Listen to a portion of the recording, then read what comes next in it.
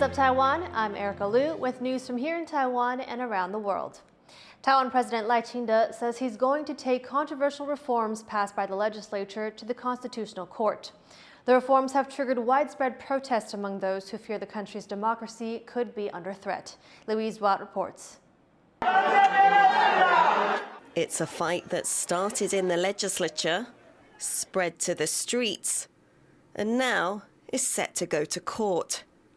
Taiwan's president, Lai Ching-te, says he's going to challenge reforms that expand lawmakers' power in the Constitutional Court. 立法院这次修法，除了在审议程序引起社会高度疑虑，相关规定更对宪法的权力分立和制衡原则造成危害风险。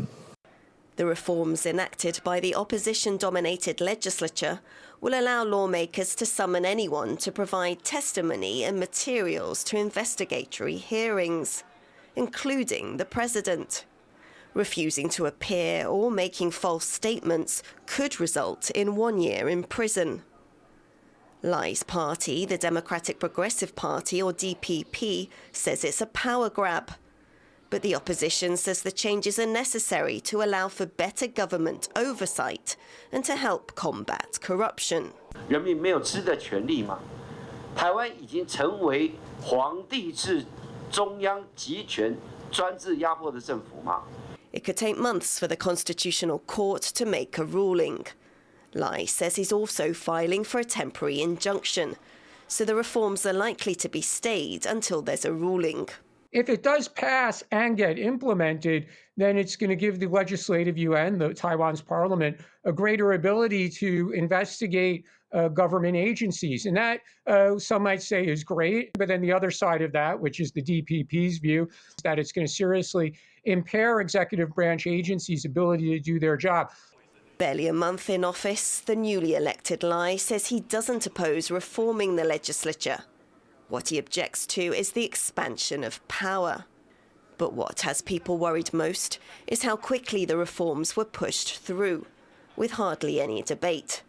A sign for many here that respect for Taiwan's democratic process could be on the line. Joseph Wu and Louise Watt for TaiwanPlus. President Lai Ching-te has thanked the Prime Minister of St. Kitts and Nevis for his country's support for Taiwan on the international stage. Meeting with Prime Minister Terence Drew, Lai says he hopes Taiwan and St. Kitts will continue to help one another through global challenges. He said he wants to build on collaborations in public health and in other areas.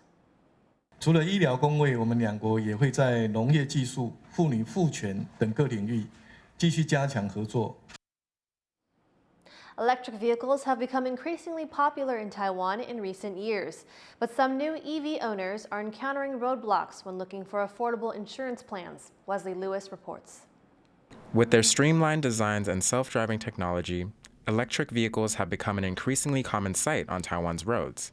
According to the Highway Bureau, in 2019 there were just under 3,400 newly licensed electric vehicles in the country. By 2023, that number jumped to nearly 25,000. That's a 730% increase in new registrations, and the numbers are only expected to grow.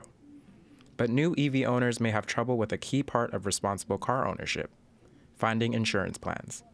后来我们发现有很多的保险公司开始不接电动车，或者是他们的条例变得很严苛。打个比方，它限制只有2人可以驾驶，而且这2人必须要有10名，或者是他们添加了很多的类种天灾险还有窃盗险，无缘无故多了1-2万块。By July, electric vehicles will officially have their own insurance plans, separate from gas-powered vehicles. Insurance companies say EV plans will have higher rates due to potential battery malfunctions. 独立的所谓电池充电期间的危险性。 那这个本来就不是在车体险的范畴里面，会问你说，那在副业的部分是否要把电池还有充电期间的副业保险一起做一个规划？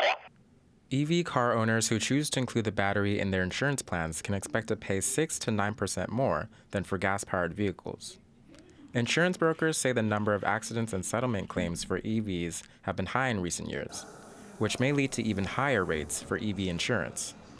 As more and more electric vehicles hit the streets, thanks in part to tech companies like Nvidia and Tesla, new owners will likely have to pay a premium for full coverage. Eason Chen and Wesley Lewis for TaiwanPlus. A new report predicts the number of incoming students in Taiwan will decline sharply over the coming decades. And while the Education Ministry promises support for schools and teachers, the task ahead may be difficult as the nation's fertility rate drops. Jean Van Trieste reports. Years of declining birth rates are about to hit schools hard. A new report from the Education Ministry shows a steep fall in enrollment in the years ahead. By 2039, the number of middle and high school students in Taiwan will both have shrunk by over 100,000. And the drop in the number of elementary school students will be even more dramatic. A student body of over 1 million last year will drop to just below 780,000 by the end of the next decade. 报告显示，未来16学年国小学生平均会年减2.9万人，by 28学年度会来到最高峰。Taiwan has one of the world's lowest fertility rates, and despite occasional surges during years considered lucky under the Chinese zodiac, like the Year of the Dragon, the number of births is set to keep dwindling. Some educators and NGOs concerned with education are trying to see the positive side of having fewer students. 都会地区你的一个班级人数，如果说下降，那当然对于整个学校现场的一个精致化教学，还有每一个学生的一个个别的一个照顾的部分，一定会更加强。人少了嘛，那你教学化的能力就要改变。这2件主轴开始放在这当中，然后自然而然的小班小校的进行，我觉得学生的品质会增加。 But some schools are already finding it hard to survive and keep teachers employed.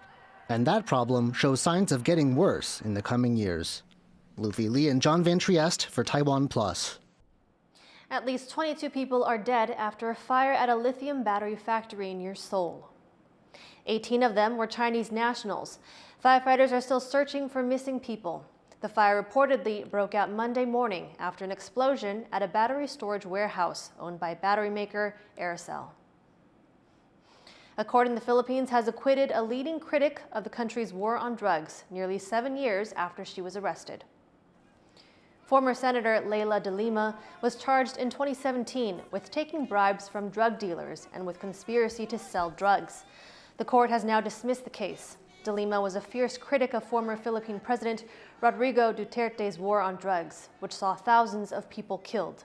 Duterte is facing inspection by the International Criminal Court over the deaths. At least 19 people are dead in Russia after suspected terror attacks in 2 cities in the country's Dagestan region. Jeremy Olivier reports. Gunshots ring out in front of an Orthodox church in the Russian city of Makhachkala. Police and unidentified gunmen exchanged fire in a standoff lasting several hours into the night. At the same time, a second attack on a synagogue in the nearby city of Derbent. Cell phone footage shows smoke rising as the building goes up in flames. At least 15 police officers, a priest, and a security guard are dead, along with 6 of the gunmen. Сегодняшний день для Дагестана стал днем трагедии. И не только для Дагестана, а для всей нашей страны. Беспрецедентные по своему цинизму были совершены сегодня террористические акты в отношении культовых объектов. В столице Дагестана, Махачкале, и древнейшем городе Дербенте.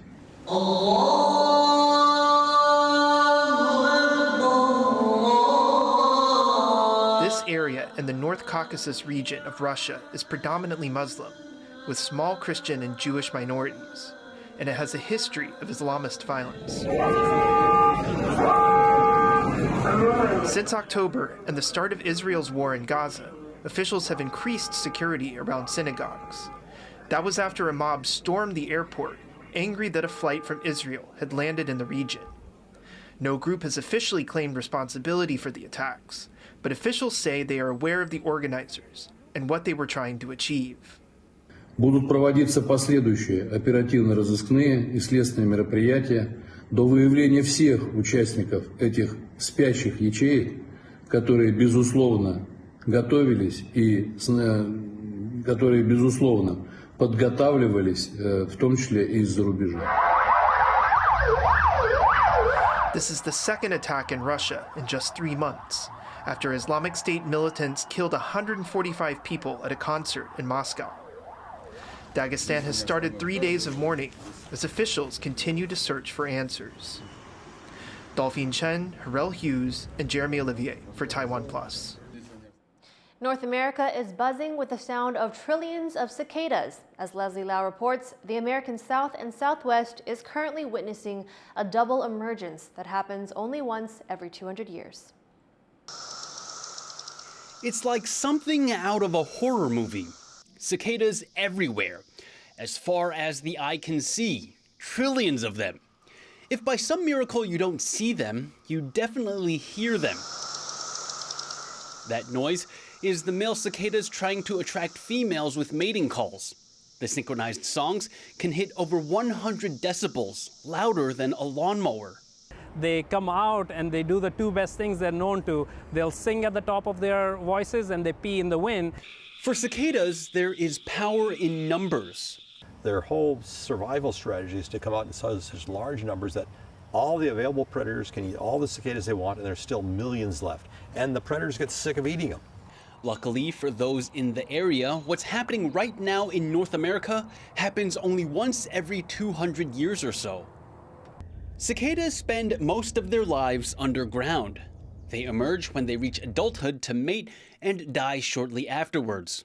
There are two different broods, one that comes out every 13 years and another that emerges every 17 years. Doing the math, these broods coincide every 221 years, and that's what's happening right now. This year, we're going to get two broods that are going to emerge at the same time. We're going to get trillions of these amazing living organisms come out of the earth. It might seem downright terrifying, but experts say that the cicada emergence is a good thing. Once the cicadas finish mating, they die shortly afterwards, providing valuable nutrients to the soil when they decay. They are fertilizing the soil. They're providing nutrients to other animals, to other plants, and all of these things are all coming from these cicadas. With their big red eyes, their orange veins, and membranous wings, cicadas might not be everyone's cup of tea. But for the insect enthusiasts out there, this is a rare treat that they'll only see this one time. And for those who get a little freaked out by insects, well, they can rest easy knowing that this won't happen for another 3 lifetimes. Justin Wu and Leslie Liu for TaiwanPlus. Taipei Zoo says an endangered Malayan tapir from Japan died of complications from heat stress while on the way to Taiwan.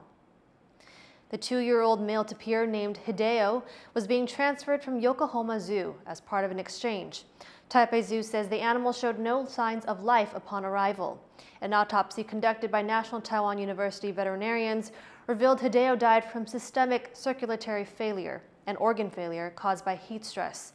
Taipei Zoo says the animal's body temperatures may have spiked due to environmental pressure.